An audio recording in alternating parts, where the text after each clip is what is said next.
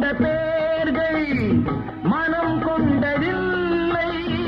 தரும் கைகள் தேடி பொருள் வந்ததில்லை. மனம் என்ற கோயில் பிறக்கின்ற நேரம் அழைக்காமல் அங்கே தெய்வம் வந்து சேரும். அழுதவர் சிரிப்பதும் சிரித்தவர் அழுவதும் விதி வழி வந்ததில்லை. ஒருவருக்கென்றே உள்ளதை எல்லாம் இறைவனும் தந்ததில்லை. புத்தன் இயேசு காந்தி பிறந்தது பூமியில் எதற்காக? தோழா, ஏழை நமக்காக.